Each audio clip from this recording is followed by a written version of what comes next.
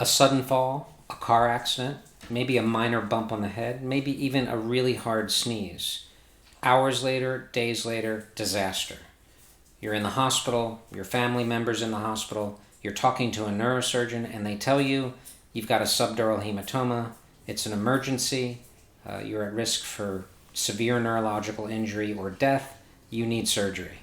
Today's video is going to be about subdural hematomas, which is bleeding between the brain itself and the outer covering of the brain called the dura. We're going to be talking about what a subdural hematoma is, what it looks like on pictures, how it happens, what to expect before, during, and after the surgery for a subdural hematoma, and other information that's going to help you go through this process, whether you're the patient himself or herself or a family member of the patient. So let's get into it. Cranial or brain subdural hematomas. So let's dive in a little deeper about what a subdural hematoma is. So keep in mind, the brain is trapped inside the skull. Now the skull is this hard enclosed box. The brain is this soft mushy stuff that lives inside it. And one of the problems is that that brain tissue can move around inside the skull. So if you have trauma to the head, whether it's a fall or a car accident, or in some cases, and I'll go into more detail why this happens, even a really hard sneeze, the brain can slosh around inside the skull. And when it does that, these little veins that travel between the brain and the surface of the skull can tear. That tearing can happen more likely if the sloshing around is severe, so a really hard or severe impact. Or it can happen if there's a lot of extra space in between the brain and the skull, which can happen when the brain atrophies or shrinks. And there are a couple of reasons for why this can happen. For example, getting older or old age is just going to naturally, the brain will shrink, but the skull will stay the same size. And that means it takes much less force for that brain to slosh around inside the skull, causing those little bridging veins to tear. Another reason for shrinkage of the brain could be chronic alcohol use. Again, more room for that brain to slosh around inside the skull, more ability for those bridging veins to tear. Now keep in mind, these blood vessels that tear are veins, so they're going to have a lower pressure than, for example, arteries. So what that means is that bleeding that occurs in between the brain and the surface of the dura, or the inside of the skull, is going to happen relatively slowly under lower pressure than an artery that bleeds. So that means that this bleeding can happen gradually so that the symptoms may not occur as fast or as severely as, for example, an arterial bleed, which happens in an epidural hematoma, which is when the bleeding is outside the dura, as opposed to inside the dura. And let's take a look now at some pictures to give you a better handle on where a subdural hematoma is located and why it happens. So here we have a diagram showing what's between the brain and the outside world, as well as what a subdural hematoma looks like. And if we look on the left over here, we see the skin on the outside and the brain on the inside. This grayish blue layer here is called the dura mater, which is Latin for tough mother, and it's a pretty thick membrane that covers the brain. A subdural hematoma will occur when blood collects in between the surface of the brain and this dura mater layer, and the bridging veins that occur between the brain and the surface of the dura and the skull, usually traveling into these sinuses, which are passageways for blood. If this brain sloshes around, these little veins will tear and blood will collect in this space. Now that is opposed to an epidural hematoma, which usually occurs because a skull fracture tears an artery inside the dura, or running along the inside of the skull. And an epidural hematoma, the blood will occur between the dura mater and the skull. Both types of hematomas can push on the brain.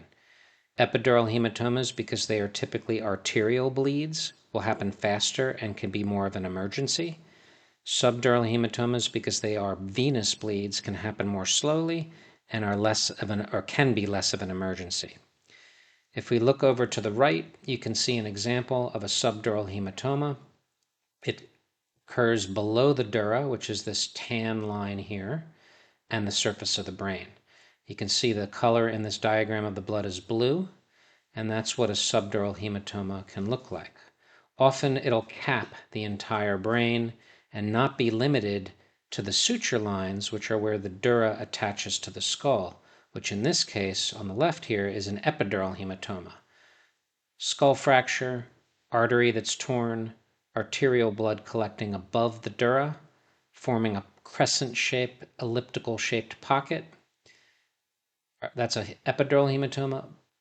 Subdural hematoma, venous blood underneath the dura, and typically it'll form a crescent-shaped clot of blood that can get very big, but more slowly.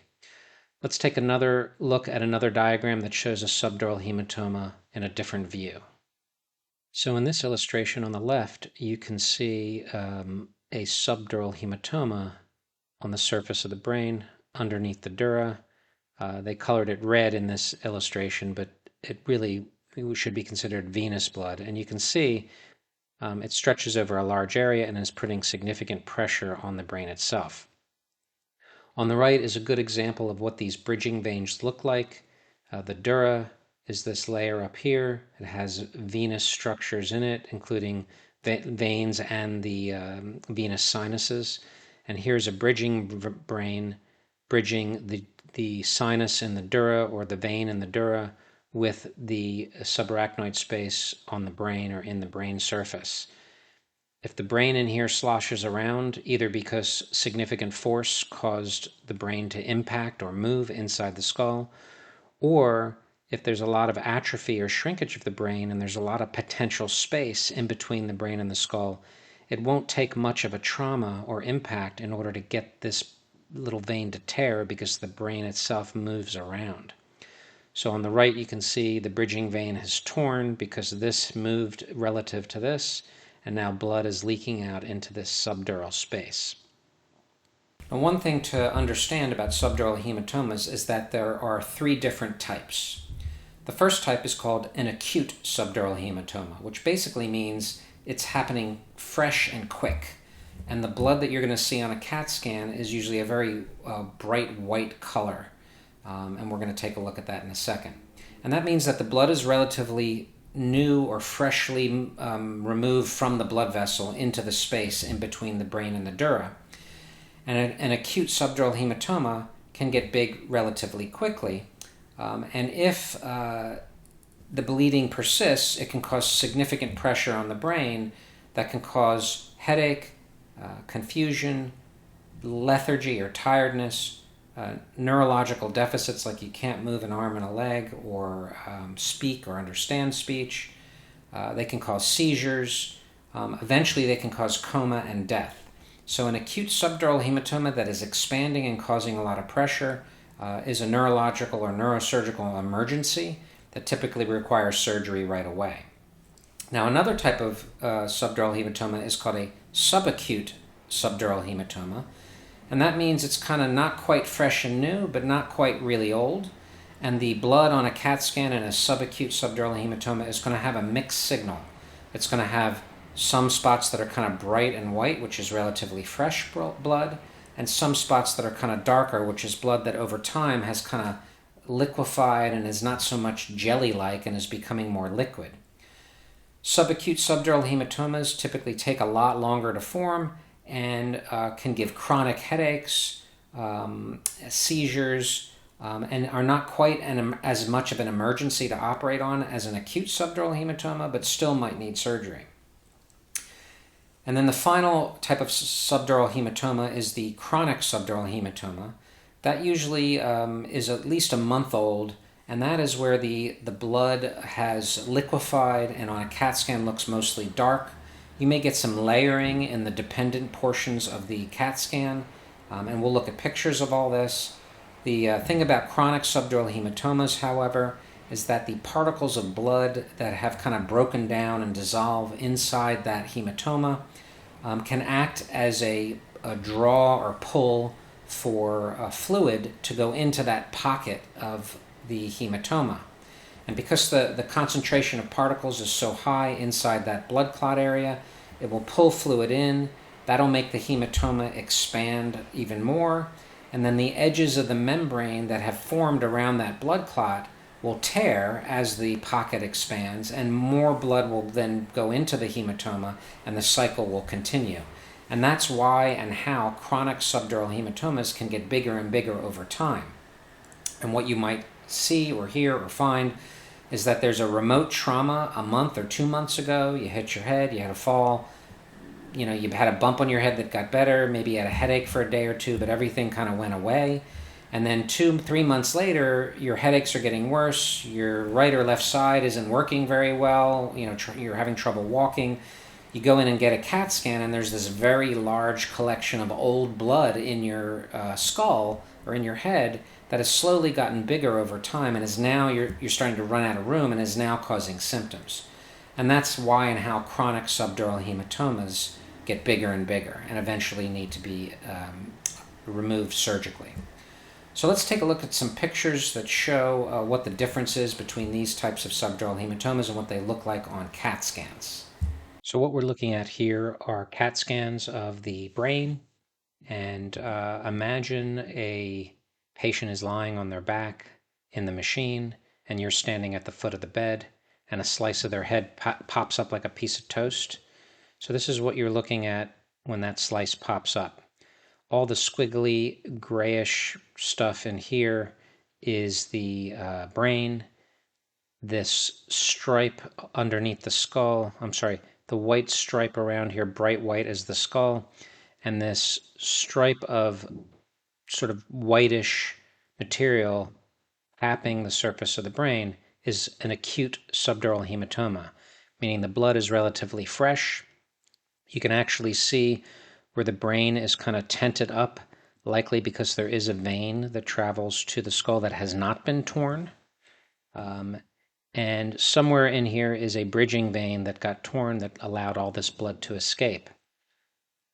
You can see that this dark black space here, which is called the ventricle, there are a couple of ventricles that are normally in the inside of the brain where spinal fluid is kind of created and flows. This line right here is supposed to be right in the center where the red line is. But that entire ventricle system has been shifted over to this side by all the pressure caused by this hematoma. So this is actually all supposed to be centered right around here. Ignore this bright spot in here. This is likely a ventricular catheter, where the neurosurgeon has put that catheter into the fluid space of the brain to drain fluid. But that's a separate topic for another video. You can see some of the blood has crept around the occipital lobe here, capping the occipital lobe. But what happens is, patient falls, hits their head, the bridging vein or veins tear, the blood leaks out, and because this is venous blood, it doesn't require a lot of pressure to get the bleeding to stop. So eventually the pressure increases in here enough so that the bleeding stops. If that occurs before the patient has symptoms, this blood can just sort of sit there and eventually get absorbed and go away, or it can get bigger and bigger like a chronic subdural hematoma, which we'll take a look at in a second with another picture. If we look over to the right, you can see a subacute subdural hematoma on both sides. You can see there's some older blood here, some newer blood here. Because the patient is lying on the back of their head here, those particles of more acute blood products will settle towards the back part of the head. You can see there is still some pressure, but this is an example of a mixed density or mixed signal type of blood collection. So this is probably a subacute hematoma, not quite 1, 2, or 3 days old, but not quite 30 days old. Again, subacute subdural hematoma here on the right. Now we're looking at a CAT scan of a chronic subdural hematoma. Again, a fluid collection in between the brain and the dura, pretty much encompassing the entire convexity of the brain. So we know this is underneath the dura. Definitely some pressure going on here. You can see all the squigglies on the opposite side you don't see over here. And that means that there's enough pressure to kind of flatten out the surface of the brain.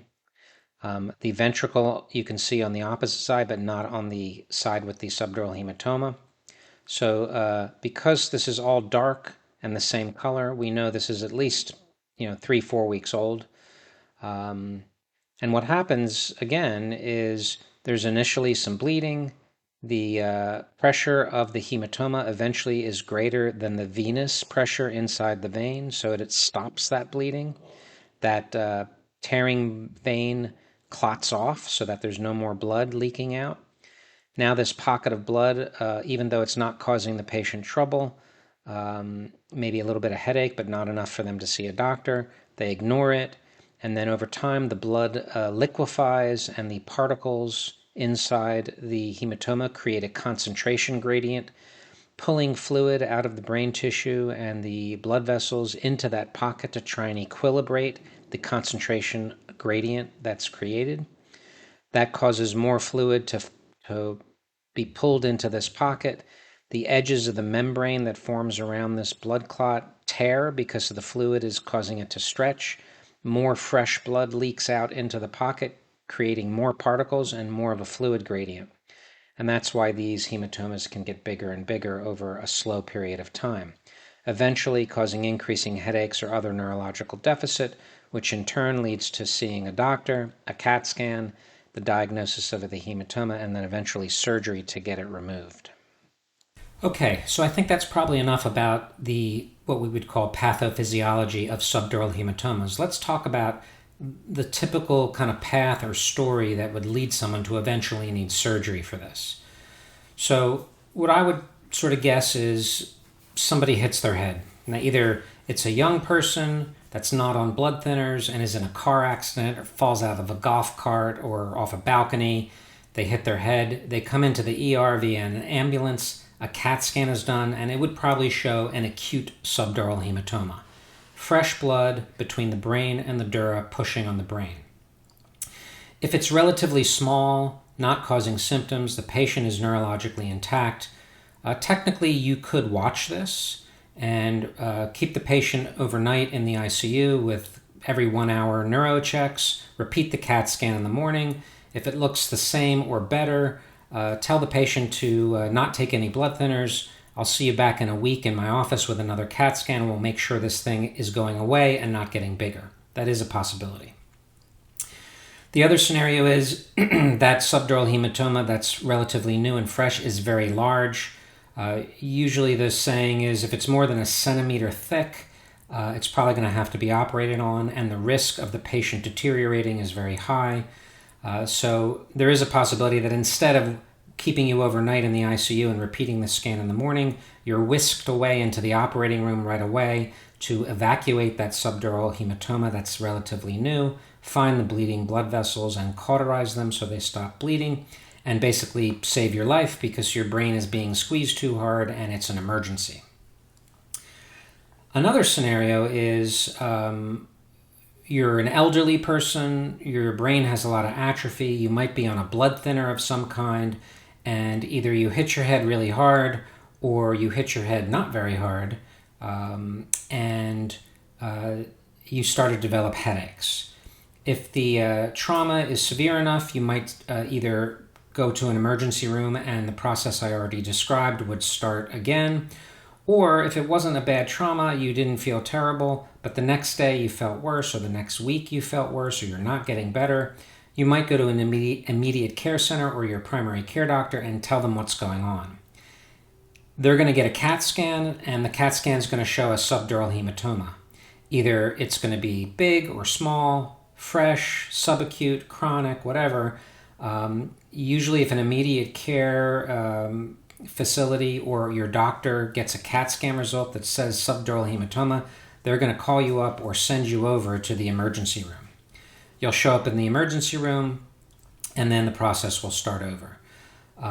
If it's a subacute subdural hematoma, it's very possible that your neurosurgeon is going to say, let's either see if this goes away or wait until it becomes all chronic and liquefied so that we can do a smaller surgery to take it out. And I'll go over in a little bit what that smaller surgery looks like.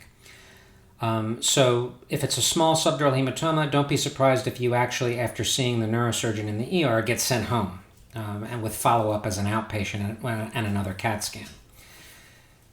If you show up in the ER and that subdural hematoma is significant, If it's more than a centimeter in thickness, if you've got a lot of shift of the brain, if your headaches are quite severe or you're not moving an arm or a leg very well, the neurosurgeon might say it's probably not worth the risk to wait for this to become chronic and do a smaller surgery. We have to do the bigger surgery. Again, I'll show that in a little bit.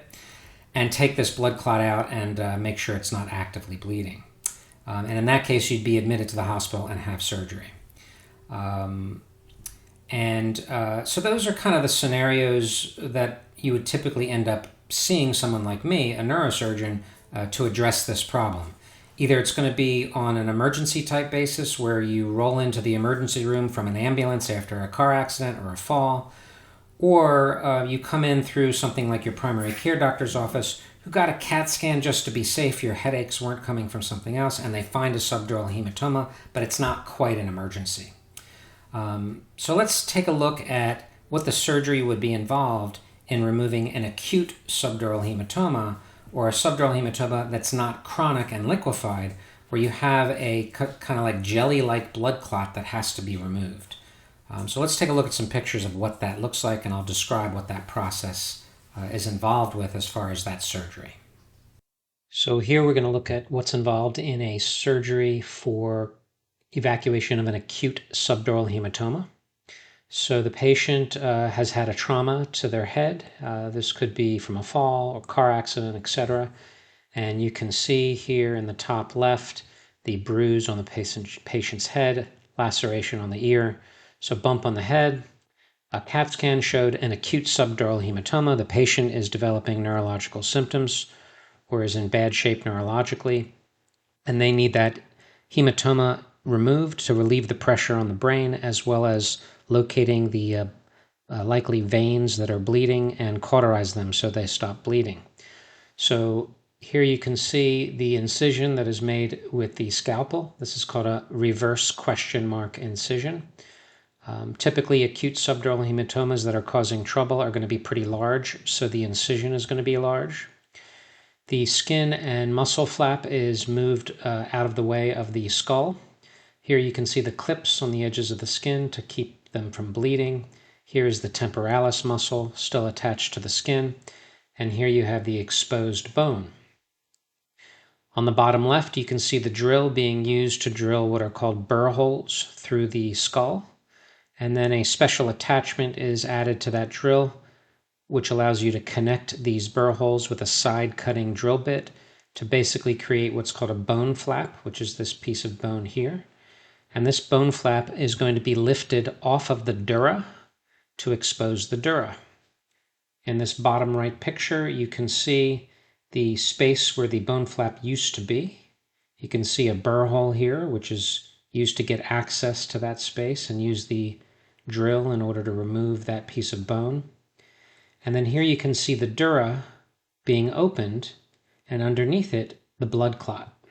So that is the subdural hematoma, the red stuff there, underneath the dura, which is this grayish membrane. So let's move on to the next picture to take a look at the rest of the surgery. Moving on, we can see the dura has been tented up here with some sutures to keep it out of the way, but it was opened to reveal the subdural hematoma. And you can see a combination of a dissector tool, suction, removing that hematoma. And sometimes, if it's a relatively fresh clot of blood, it's very jelly-like, and you literally can grab it like this and pull the entire thing out in one piece. There's the brain underneath. And after you remove the blood clot, you can see the veins and arteries of the surface of the brain. And usually there's going to be some kind of bleeding from one of these veins from where it was torn from the dura itself. So let's say you can see blood pumping out of this vein. You just cauterize that until it stops bleeding. You would irrigate with lactated Ringer solution or normal saline in these spaces here to make sure that there's no active bleeding going on in areas that you can't see. And you'd keep flushing out that space until the return flow is absolutely clear. Then bottom left here, you can see the drain that's placed over the surface of the brain underneath the dura, coming out one of the burr holes, coming out the skin here. The bone flap is attached back to the skull with plates or other mechanisms that can secure the bone. And then finally, the skin is stapled closed. Usually, the temporalis fascia underneath of the temporalis muscle is secured to the bone, or one of the plates that are used to secure the bone flap. The skin is closed with skin staples. Right here, you can see the drain coming out. And that is basically the entire surgery for evacuating or removing an acute subdural hematoma. And that surgery, depending on how easy it is to stop the bleeding or take out the blood clot, can take an hour to 2 hours long. So now we're going to talk about a surgery to evacuate a chronic subdural hematoma. So in this case, instead of the large incision and large removal of a bone flap that's required to take out a blood clot that is jelly-like and clotted, this is going to be for a subdural hematoma that is at least 30 days old that has become liquefied. And because it's liquefied, you don't really need as large of a surgery. So we've got some examples of what kind of things you can do here. So if we look at the upper left, you can see a small straight incision that's opened up here, maybe 1.5 to 2 inches long, with something called a burr hole here, which is about the size of a dime. And then you poke a hole in the dura, which would then get you access to the pocket of liquefied subdural blood. And then you would wash that out with lactated ringers or sterile saline until the return flow is clear. And then you'd put in a drain, and it would look like this in the bottom where the drain would be coming out, and any blood or liquid that you left in there or stays in there after the surgery would then come out later. If the patient is relatively young and the brain is relatively full and it expands up to the surface here, so there's not a lot of space in there, you technically don't have to put a drain in, but I usually do just for safety purposes to make sure any bleeding that occurs inside after the surgery or anything I didn't get with the washout that changes position because of the patient lying down overnight, I'll put a drain in there. Now, I'm not a big fan of doing a small burr hole like this for the smaller surgery because a lot of these patients with chronic subdurals are older, and that means their brain has a lot of atrophy or shrinkage, and there will be a lot of membranes inside that hematoma pocket. And membranes sort of divide that pocket into several other pockets. And if you just drain the most superficial pocket, then the ones deeper down aren't going to be drained because they're separated from each other by these membranes. So if you don't open up all these membranes, you might potentially just evacuate or drain the most superficial pocket, and there's still too much left in there causing pressure and symptoms, and you'll have to go back in and repeat the surgery. So if we look to the picture on the right, you can see what I prefer to do, which is to make an incision a little bigger, maybe 2.5, 3 inches long, make a larger size burr hole. Usually I'll do one about the size of a quarter. And then that will enable me to open up the membranes all the way down to the surface of the brain. So now I've basically exposed every pocket in that subdural hematoma to the outside world and my ability to drain it out. So I'll have a large opening in the skull here. I'll have many openings in the dura and membranes underneath it, and I'll flush out all those membranes with the sterile solution in the operating room. I'll usually get a rubber catheter in the operating room to put all the way down into the bottom here, all the way up to the front here, all the way down to the bottom here near the ear, and flush out all those different pockets with saline or lactated ringers until the return flow is clear. I'll put the little piece of bone back, and through the little burr hole, I'll have the drain coming out like you see down here. Now on the right side of this picture in the upper right-hand corner, you can see another technique that's used where you do a small burr hole like you see in this first picture on the upper left, but then you put a second one down lower. And what that allows is by flushing out through this pocket or through this hole, you flush out down here all the dependent blood products that are layering down here. So you basically flush until the flow down here is nice and clear, and that basically allows you to really flush out more thoroughly that pocket of liquefied hematoma compared to just using a small hole like this.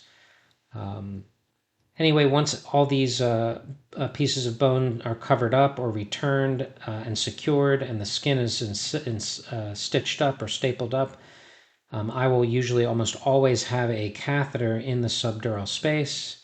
You can see that here, attached to some outside device that will allow that blood to be captured overnight. I prefer to use in a chronic subdural this grenade type suction device, and I'll usually pinch it about halfway all the way instead of all the way finger to thumb so that the walls of the grenade are touching.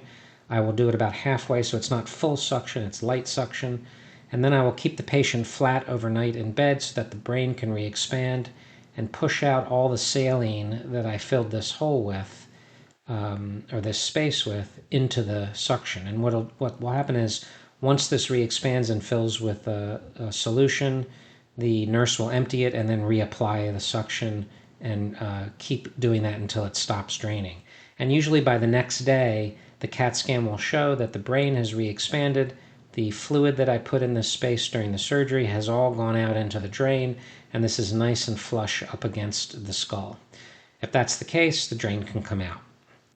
And this is the surgery for a chronic subdural hematoma, and it's either a small burr hole evacuation or a enlarged burr hole or very small craniotomy evacuation.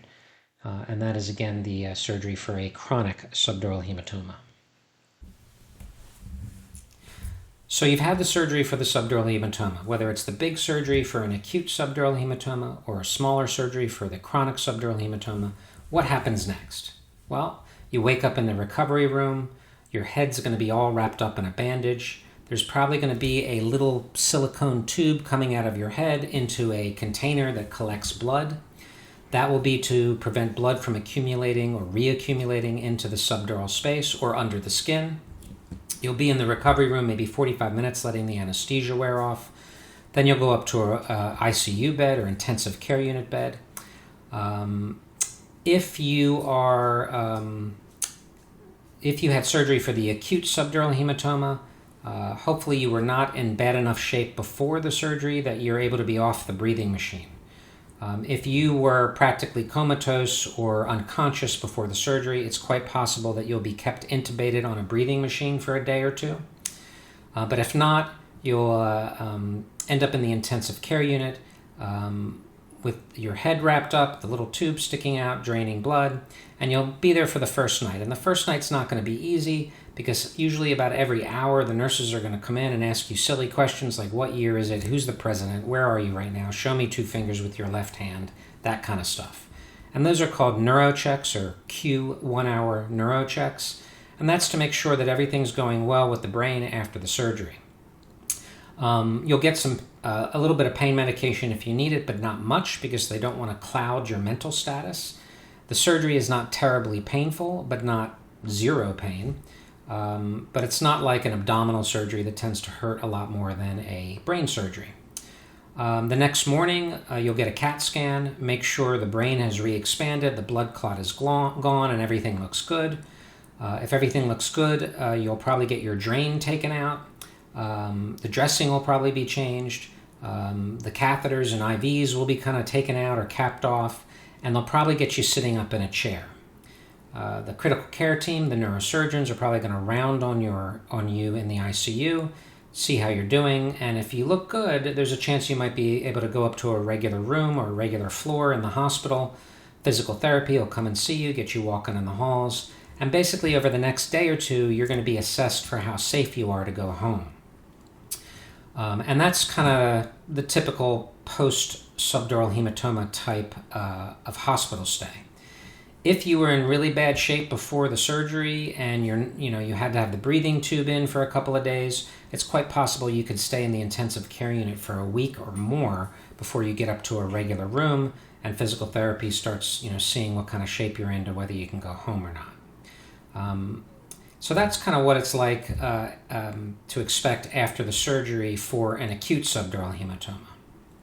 Now, if you had surgery for a chronic subdural hematoma, that's a little bit of a different story. In those cases, this hematoma has been there for at least a month. It's turned from a blood clot into a liquefied pocket of fluid. And in this case, a large craniotomy where they remove a large piece of bone is not necessary, and you can get what's called a burr hole evacuation of a subdural hematoma. And the way I would do that kind of surgery in that case is I would make a relatively small incision, probably 1.5 inches, 2 inches long, and then make a small hole in the skull about the size of a nickel. And then I would go down to the membranes then I would go down to the dura, open the dura, and then I would encounter this pocket of fluid. Now, because it's been there for a while, it's quite possible that membranes have formed in layers in that pocket of fluid. So I usually make that burr hole about a nickel or larger in size so that I can actually go inside and break up the membranes of those pockets of fluid. And I will keep breaking up those membranes until I can see the surface of the brain. And then what I'll do is I will put a rubber catheter or a silicone catheter into those pockets of fluid and start flushing out those pockets with normal saline or lactated Ringer's solution. And I'm basically washing out all the blood particles, all the products of breakdown blood products in there, and basically wash that out until the return fluid that's coming out of that hole in your skull is not red at all anymore. It's all clear. And what that means is I've basically evacuated all of the blood products out of that pocket. And then what I'll do is I'll put a little drain inside that pocket and have that tunneled out through the hole in the skull, through the hole in the skin to an outside collection bag. And I will keep you flat overnight in the ICU to encourage your brain to expand and push out all the saline that I put in that pocket overnight. And the goal is to allow the brain to gradually re-expand, and lying down flat overnight helps with that. And all that fluid that I put in that pocket as the brain re-expands will be pushed out the drain into that collection bag. And then hopefully the next morning when you get a CAT scan, the brain is up against the surface of the dura or the skull, and that drain has drained out 100 or 200 cc's of fluid, and then we can just take that drain out, and that potential space where the subdural hematoma was will seal up or scar down closed. So the after surgery situation will be the same as the other surgery I described for an acute subdural hematoma, except you'll be lying flat overnight to allow the brain to expand. And you'll be more than likely much more awake and alert than someone who is really in bad shape from an acute subdural hematoma and severe neurological injury. So one night in the ICU, the next day when the CAT scan looks good and the drain is pulled, you'll get up to a regular room. Physical therapy will walk you in the halls, and if everything looks good, the neurosurgeon will come in and kind of give you instructions on what to do as far as going home. You'll probably be given instructions, whatever kind of surgery you had for the subdural hematoma, to avoid blood thinners and products like Motrin, ibuprofen, Advil, and Aleve for a couple of weeks after the surgery. You'll have follow-up with your neurosurgeon with another CAT scan. I usually like to bring the patients back in 2 weeks with another CAT scan. If that CAT scan looks good, I'll allow them to increase their activity level and then probably bring them back a month later with a final CAT scan. If the final CAT scan looks good, from my perspective, they've graduated, they're off the hook, they don't have to come back. So finally, let's talk a little bit about the risks of this surgery. There are 3 risks that are for any type of surgery. It doesn't matter what kind of surgery it is. Brain surgery, ingrown toenail surgery, same 3 risks. Infection, bleeding, problems with anesthesia. All relatively low, but they're in the book, so we have to tell you about them.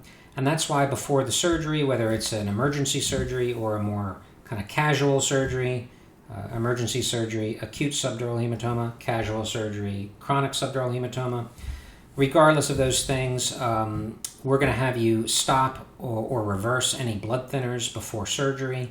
You're not going to be allowed to take them for a couple weeks after the surgery. But even if we do all those things, there is a risk of rebleeding. We do a lot of things after the surgery to make sure that didn't or won't happen, but it's possible. Even if you don't hit your head again, little blood vessels that had sealed up immediately after the surgery or a couple of days after the surgery could open up again. But that's one of the reasons why you get follow-up CAT scans with your neurosurgeon. But Risk of rebleeding, it is there. Other risk, infection. We give you antibiotics before and after the surgery. We do the surgery in a sterile operating room. Even though we do all those things, there is a risk of infection, usually less than 2%. And then finally, risks of anesthesia. And those are things like pneumonias, urinary tract infections, stress on the heart and heart attacks, blood clots in the legs, things like that. Those risks are all relatively low, but they're in the books again, so we have to tell you about them.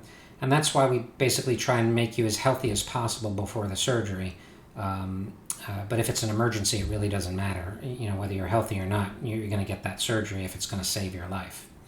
So those are the 3 risks for any surgery: infection, bleeding, problems with anesthesia. There are a few risks that are special to this surgery because it's brain surgery. And that is injury to the brain or the structures around the brain. Those risks are relatively low for this kind of surgery because you're not really getting into the brain. You're really on the surface of the brain. So ideally, you're not really damaging the brain or having to go inside the brain tissue itself. If you do find bleeding blood vessels or veins or arteries that are causing this hematoma, you will have to cauterize those blood vessels. Typically, those are small, relatively unimportant blood vessels that you can get away with cauterizing. But if a major blood vessel is bleeding and it has to be secured or tied off or cauterized, whatever part of the brain that blood vessel was servicing could be injured. So neurological injury from this surgery is definitely a special potential complication of the surgery. We already talked about rebleeding. There are risks of spinal fluid leak through the skin incision. That's very, very low risk for this kind of surgery. And those are basically the 5 risks of this surgery: infection, bleeding, problems with anesthesia, neurological injury, spinal fluid leak. So we've now talked about what to expect before, during, and after the surgeries for subdural hematoma, as well as the risks. And finally, let's kind of sum things up a little bit and give a little bit of discussion about prognosis. So the biggest indicator of how a patient is going to do after having surgery for a subdural hematoma is how they looked before they went into the operating room. If the brain was severely injured by the pressure of this blood clot before you could get to it, the prognosis is going to be more poor. If the brain was relatively unharmed before this hematoma was removed, the prognosis is much better. The best thing to kind of remember or consider is assuming you are not brought into the emergency room after a car accident by ambulance, and this is something that happened in the privacy of your own home because you bumped your head on, getting up to pee in the middle of the night, or you sneezed too hard, and all of a sudden you get worsening headaches and your speech starts to slur, or you're limping because your leg's not working. Realizing that progressive headaches, nausea, vomiting, confusion, changes in mental status, lethargy, keep your eye out, or family members should keep their eye out for those kinds of things if someone was known to have a fall or a bump on their head. So even though they may be fine for the first day after that fall or bump on their head, be sensitive to those symptoms after that, as you could have an expanding subdural hematoma that's happening slowly. The next thing to mention is just preventative measures. If you are an elderly person on blood thinners, you have to assume that your brain has shrunk a little bit inside the skull, and you are at relatively more risk for getting a subdural hematoma with relatively minor trauma to your head. So making sure that you have a lot of night lights around the house if you have to get up in the middle of the night, not letting anyone come in and rearrange your furniture without telling you. Be careful with pets, at your feet when you're walking around. If you need assistance when you walk to minimize falls, definitely do that. Railings in the showers, railings in the bathrooms, padding around, stove vent hoods or anything that, you could bang your head on as you're walking around. And then making sure that if you are taking blood thinners, that the amount you're taking is the appropriate amount and you're not taking too much. So those are pretty much the preventative type of recommendations. So we've talked about subdural hematomas, why they happen, what types there are, what kind of symptoms you can get if you have a subdural hematoma, the types of surgeries that are involved in operating on subdural hematomas, as well as what to expect before, during, and after. Granted, this is not in extreme detail. This is a kind of superficial type video that could hopefully get you through the first 24 hours of hearing that this happened before your neurosurgeon can talk to you.